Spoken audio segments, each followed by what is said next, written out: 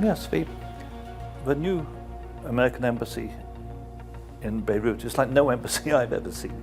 An embassy, a very large embassy, something like the British embassy in Washington or the Russian embassy in Washington, will have a maximum of 400 people working inside it. This building, this series of buildings, is being built for 5,000 people. And there's nothing in the functions of an embassy which requires that number of people or that extensive a series of buildings. And Lebanon is a tiny country. It's the size of Connecticut or Yorkshire. It has a population of 5 million or a little more. And this is the second biggest embassy in the world. Why are you building the second biggest embassy in the world as the embassy to a tiny country? The whole official story makes no sense whatsoever.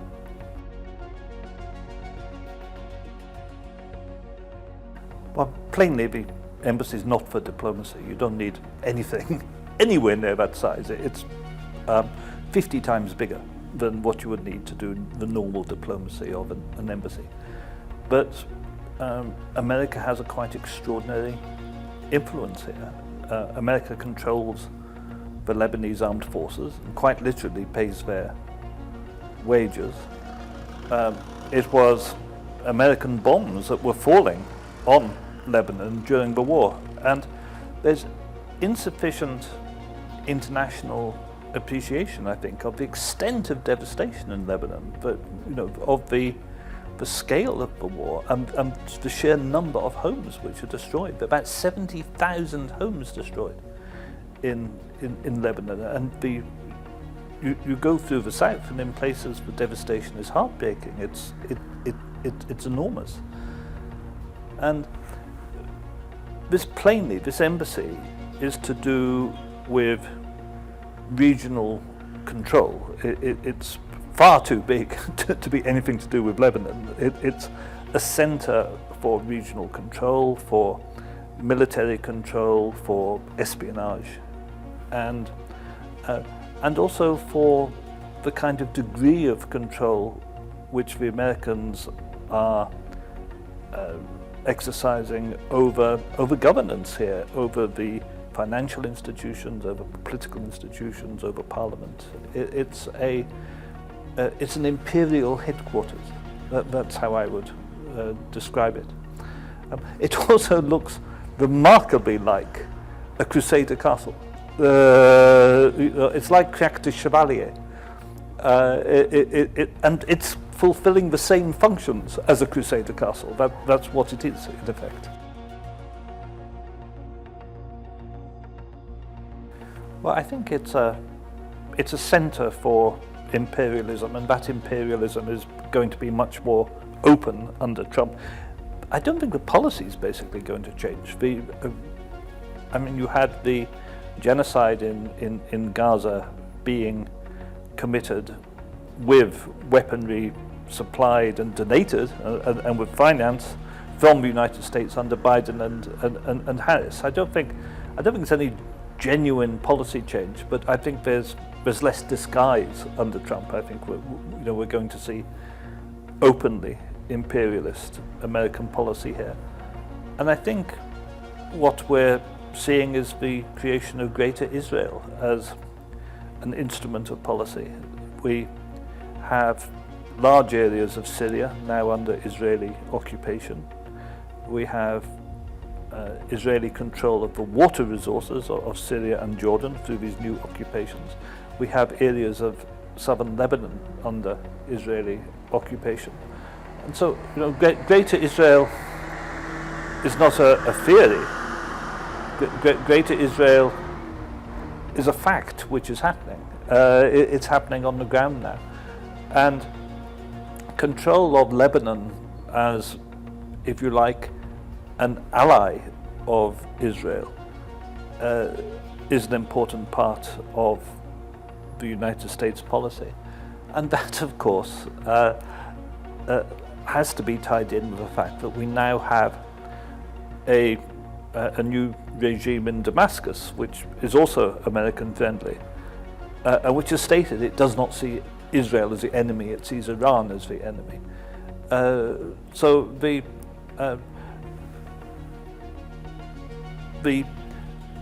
American control of the region is working. It's playing out in real times, and the balance of power has changed fundamentally inside the last 2 months while I've been here in Lebanon.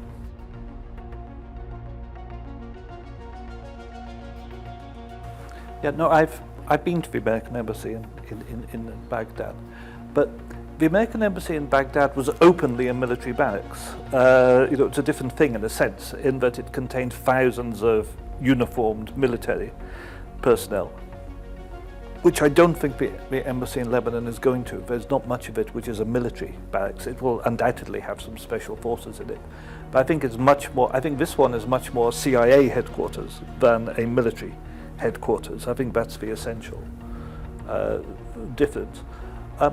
Also, though, the American embassy in Baghdad doesn't have much which is underground. Its topography is such that it is what you see. It's the buildings on the surface.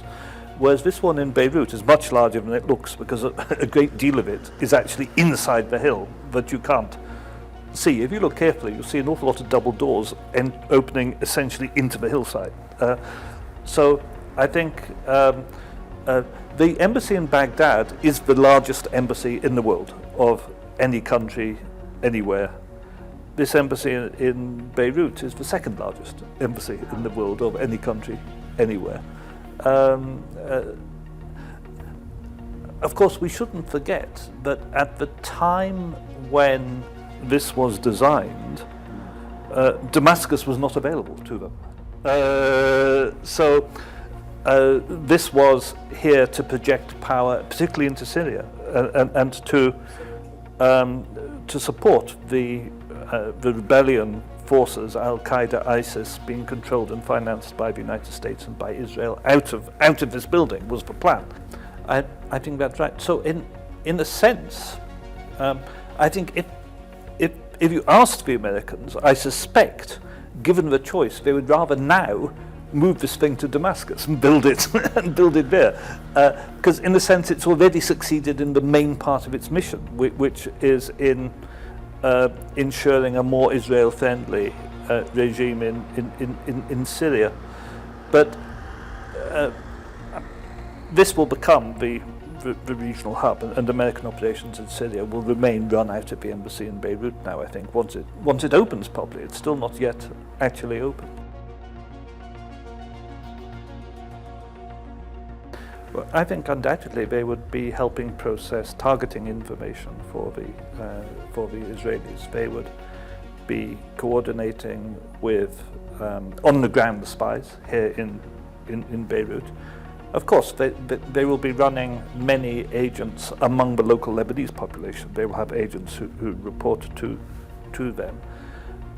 It's much easier for the Americans to operate in Beirut than it is for the Israelis to operate in Beirut. So they would be passing information on to Mossad, and I'm afraid to say it's almost certainly true that they have agents in Hezbollah itself, in the higher ranks of Hezbollah. This always happens in history. You know, the British intelligence services had very senior agents in the Irish Republican Army, for example, to give an example from my home town. And I should say, you know, I was a British diplomat for more than 20 years. I was eventually an ambassador. I worked closely with MI6, and the recruiting of agents is what they do. And these organizations exist. It's often spoken of. When you talk of these things, people often accuse you of a conspiracy theory. But actually, they really do exist, these, you know, the CIA exists, it's there. It spends billions of dollars every year. And the job of the CIA is to recruit agents to report to them, to recruit traitors in effect. And people report to them mostly because they are paid to do so. They would indeed. And there are three methods used to recruit agents, and this is taught at intelligence school. First one is just basically paying. You either pay cash or you pay something else they want, which can be visas for their family. It can be university tuition fees. You give them something. You buy them, basically. And the second method of recruiting agents is ideology. People who support you and support your side and view the people they're spying on as the enemy. And certainly it's possible in Lebanon to find such people. But the question then is access. I mean, the people who hate Hezbollah aren't going to have access into the inner ranks of Hezbollah to give intelligence. So those people are often less useful in the sense because they seldom have senior level access. And the third category, so you have basically buying people, soft power, you have buying people, you have ideology, and the third method is blackmail. And that's normally, but not always, sexual blackmail. You discover what's wrong, and often you organize it. In particular, pedophilia is a normal tool to get at these people. So those are how intelligence agencies operate, and that's what the CIA would be running from here across the Middle East, essentially based from an organization here. And Beirut is good for that, of course, because for one thing, in normal times when it's quite peaceful, it's a recreational center for elites from the Gulf in particular, who like to come here, where a place where you can speak the Arabic with the local population, but where there are not the normal social constraints. You can also drink alcohol, you can look for women, you can go gambling, you can do a lot of things which are hard to do at home for them. So, and that of course makes this a super blackmail center and a super intelligence gathering center. So there are many reasons why Beirut is a hub. Beirut also of course has been a trade and financial hub, particularly of more informal trade and finance. And again, that brings excellent blackmail possibilities. So you can see why Beirut is an espionage center, because it's in many ways unregulated.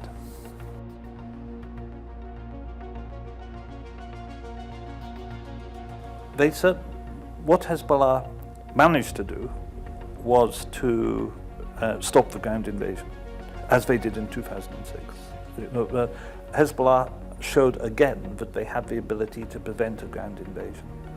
But unfortunately, Lebanon, Hezbollah, nobody has any defense in Lebanon against aerial attack. And if you have an enemy which is completely psychopathic and is willing to simply bomb a civilian population again and again and again and again, there's nothing you can do.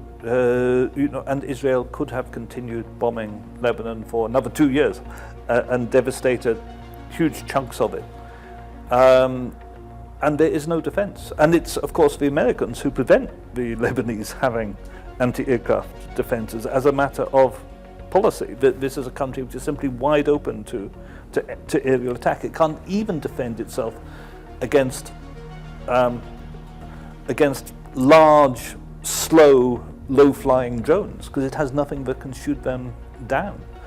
So Hezbollah did lose a substantial amount of its weaponry to aerial attack, and its civilian base had its infrastructure, its rural and domestic infrastructure, devastated.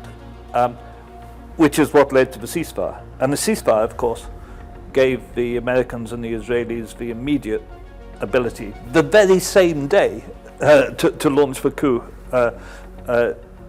in Damascus, and then to cut off supply lines to Hezbollah, which is the real defeat, if you like. That the supply lines to Hezbollah from Iran through Syria have largely been cut. That's a strategic defeat. And there's a political weakening from the assassination in particular. but not only from assassination, from the effect of the loss of the Assad regime in Syria. So, for example, Hezbollah could no longer resist the appointment of President Aoun because politically they'd resisted that for more than 2 years, and suddenly they no longer had the power to resist it. So these are difficult times in Lebanon. In Lebanon, either Hezbollah have to effectively, militarily, reassert its position in the state, or it is being marginalized, and that seems plain. Regionally, Israel is occupying southern Syria and shows no sign of any intention to leave. I personally am dubious that Israel will completely leave southern Lebanon on Sunday, as they are supposed to. And even if they do, I think we will see continued strikes and incursions in. Gaza is devastated. Gaza is scarcely livable, scarcely habitable. And now, just as the ceasefire in Lebanon allowed the Israelis and the Americans to concentrate on Syria, now we are already seeing much more open and structured Israeli activity in the West Bank. So I think if you ask me to predict, I would say I think we will probably see formal annexation of the West Bank by Israel, supported by Trump, inside the next 2 years, after a period of increasing attacks on the West Bank. How that plays out with the collaborationist Palestinian Authority, I don't know. I guess the plan is to move the collaborators to Gaza and keep paying them lots of money and say, okay, you can run this destroyed little camp now. But I think we are very close to Israeli annexation of the West Bank. And I think Israeli extended occupation from the Golan Heights is almost certainly going to become permanent. You know, Trump is often surprising. Trump is a very hard man to read. Yeah, and I could be very wrong. Nobody knows. But my suspicion is Trump himself doesn't know. I don't think Trump knows what he's going to do tomorrow when he goes to bed sometimes. But my suspicion is that Trump will not seek confrontation with Iran. Everybody knows that Israel's strategy is to bring about an American war with Iran. That's what Israel has been trying to do for years and years. I don't think Trump's going to fall for this. I think Trump's interest in economics, if you like, and interest in business is going to make him want to avert the kind of major oil crisis and price hikes that a war with Iran would bring. So I actually don't think there's going to be a great change in the status quo regarding Iran. I don't think we're going to see a war between Israel and Iran bringing in the United States. And I don't think we're going to be able, I don't think Saudis are going to be able to defeat the Houthi. They've been trying for a long time. And the Houthi are remarkable, and they appear to be truly remarkable people in their resistance and their determination. And I think we may well see a resumption of the Saudi-Iranian rapprochement which the Chinese brought together. Well, one interesting question is why the Chinese are not more active. If you follow the Security Council debates at the United Nations, the Chinese always make very detailed, very intelligent interventions that show a very complex grasp of all the detail of the situation and appear to have all the right ideas and all the right policies, but they've never ever tried to exert any real muscle in the area, and at the moment are content to be kept. It's undoubtedly true that American diplomatic interference has prevented much needed Chinese infrastructural investment from happening in Lebanon, for example. And so far China has been prepared to be excluded. They've not tried to really get involved. So that, at some stage, that's going to end, and Chinese influence on the Middle East, which I think would be a good thing, will become more real. And I expect we'll see that start to happen over the next 5 years. But it's very hard to predict. It's very hard to predict.